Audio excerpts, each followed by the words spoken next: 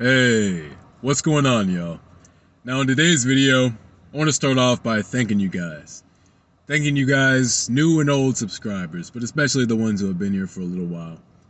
Thank you very much for subscribing to the YouTube channel, for watching the videos, and, for caring to check it out. Caring to give it a view, give it a like, comment on it. Man, I've seen some real consistent commenters too, and it warms my heart to see familiar faces in the comments section. You know what I mean? Like, it's really a little community that I've been building here.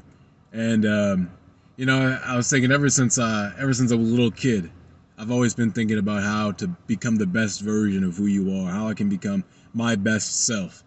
And just self-improvement has always been a big focus. And now I can help spread that, everything that I've learned for myself throughout my life, I can spread that and ideally help other people. So, again, thank you very much from the bottom of my heart. I finally just hit 1,000 subscribers, and yeah, it's a milestone. You know what I mean? It's a marker to show that it's going somewhere. It's going somewhere. So again, thank you guys, and I appreciate it. Hope you guys keep watching the videos, keep checking things out, and yeah, let's just get into the video.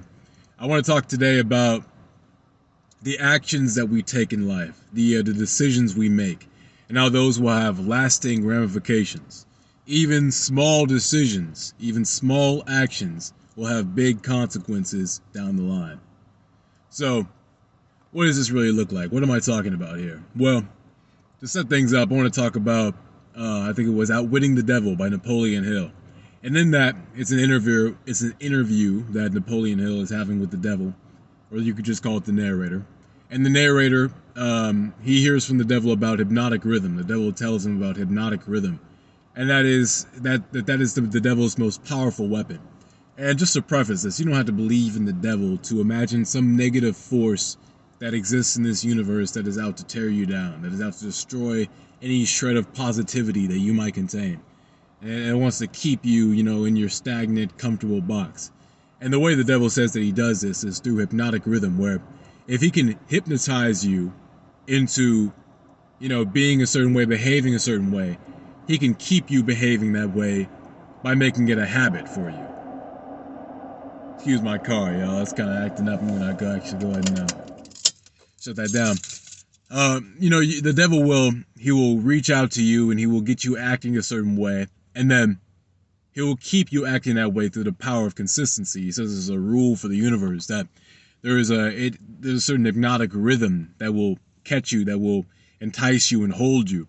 And essentially, that's what we call habits, the force of habit, where it's this actual force that this universe runs on, where if you do something enough times, the habit will build and you'll find it's easier to go down that path. A great way to visualize this is imagine a snowy field, and someone goes sledding down that, and there's already a little divot. The next person who starts from that similar position and decides to go down is naturally going to be drawn down that same path that was already sledded down. Same thing happens in your brain with your neurons. Once you engage and you start firing and directing your brain in a certain way, that way that your brain has gone down already, it will find it easier to go down again. In essence, you can just call this everything follows the path of least resistance. And by acting in a certain way, you're setting yourself up for that least resistance path. So what does this have to do with our actions? Well, some of you might have already put this together. The way that we behave is going down a hill with a sled. You know what I'm saying? It's setting up a our neurons pathway in our brain. You're strengthening one of those pathways every time you do something. And if you find yourself habitually acting and engaging in, poor behaviors, let's say this is eating a lot, maybe it's staying up late, maybe it's, procrastinating on work that you need to take care of, whatever that is for you. Everyone has their own negative behaviors. The more you engage in that, the easier it will be, the more habitual it will be for you to engage in those behaviors again. And so you'll find yourself kind of stuck in this loop, this cycle of bad behaviors. And maybe you'll even try a little bit to change your behavior, you know what I'm saying? But you only put in a little bit of effort, you only put a little bit forward. And so you'll find yourself falling back into those old habits that are, you're kind of just set in your ways. So what can we do with this information? Well, we can always, every time we're about to come to a decision, we can remind ourselves the lasting impact this is going to have on our lives. if we come to a decision, we decide, okay, I'm going to do this. I'm going to take care of this. I'm going to, whatever. I'm going to do the dishes. I'm going to, okay, so before I even get to that, let's say you're faced with an option. Okay, I can either do the dishes right now, or I can just kick back and chill and just enjoy myself. Let's say that you decide to kick back, chill, and enjoy yourself. It's going to be easier, and you're going to be more likely in the future to, when you have to do the dishes, decide, oh, I'm just going to enjoy myself, as opposed to getting on the task, because you have not held yourself to accomplishing the task. And so in the future, you're going to be less likely to hold yourself. It's just that force of habit. It's the snowball effect. The more you start going down that hill, the more bad habits you pick up. The stronger your bad habits become. So you have to be able to say, okay, no, I'm going to take care of the dishes, because in the future, I want to be someone who takes care of the dishes, not someone who slacks off. And so I'm trying to support my future self, help my future self by doing the right thing right now, because I understand that this is going to have a ramification on my behavior in the future. And if you can think like that before approaching every single scenario, your life will change for the better. You know what I'm saying? And this is really just an act of self-love, because you're taking care again. You're caring for your future self. Not just you now, not just you who wants to enjoy yourself now, but your future self who needs to be accomplishing things, who needs to be steadfast, who needs to be, strong-minded, strong-willed, able to, push past that weaker self that just wants to enjoy itself. So this is really the way. You have to just prioritize choosing the proper route, the route that's going to take you towards success and towards, better behaviors. Not the side of yourself that's going to, and I mentioned this in my last video, we have these two sides warring within us, the weaker side and the stronger side. And the side that wins is the side you feed. You understand this battle goes on and on and on and on and on. And it's really a never-ending battle. And, there is the side that will be winning is the side you feed, you know what I'm saying? Because understand that you can never really kill your weaker self. It's going to be a part of you for the rest of your life. So you have to make it a habit to push that weaker self aside and decide, yeah, you know what I'm going to do? I'm going to take care of this. I'm going to be responsible. You know what I'm saying? I'm going to do the things that matter, the things that need to be done. I mentioned in a comment recently because, someone was talking about, it's like, why not just choose comfort and being content? Why would you sacrifice and suffer when you're not sure any good can come from it? And I mentioned that becoming your best self is something that's worth sacrificing for. Your best self is worth sacrificing for.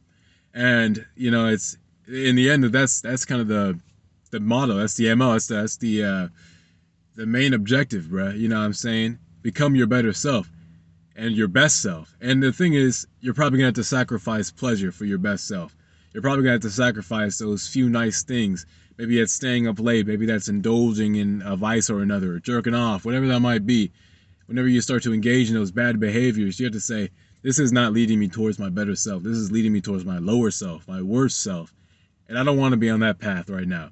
Because the longer I'm on that path, the more likely I'm going to follow that path to where it leads. And you don't want to see that low. You don't want to follow your path, the path of your weaker self, all the way, down the path of hedonism, and you start to lose everything. You start to lose control, and then you start to lose all the, everything around you. Be that your health, be that your finances, your mental health especially. All that will start to slip out of your grasp, out of your control. So, in the end, we have to prioritize righteous behavior. We have to prioritize that because that's how we want to be acting in the future. That's this kind of habits that we want to be building. Deciding to go against that weaker self and engage in activities that are productive. And if you're struggling to replace these, or if you're struggling to get rid of these bad behaviors, I really always suggest just replace them. You know what I'm saying? Like if your whole thing is procrastination, replace that with forcing yourself to get onto some kind of, some kind of meaningful task, whatever that might be. If your whole thing is jerking off, replace that with exercise. If you if you're on your phone all the time, replace that with a book. Replacing things, whenever you have a void, you're gonna want that void to be filled. So by replacing it, it's like you're patching over a hole, and then, it's like I just had my wisdom teeth removed. Whenever you patch over that hole that's left by your wisdom tooth with a blood clot, eventually bone fills up underneath that. In essence, if you patch over that hole of bad behavior with something like a better behavior, a better response to that impulse, eventually that's going to become strengthened, and it's going to turn into something even better, something even stronger, something new. You know, saying a better behavior that's better ingrained than your worst behavior. So, you know, this is about 10 minutes into the video. You know, I think I'll about wrap it up right here. In essence, y'all, seek better behaviors. You know, and just be wary of every time that you're about to engage, you're about to make a decision to do something. Think, is this going to be strengthening my weaker self or strengthening my strong self? Which side is this going to enforce?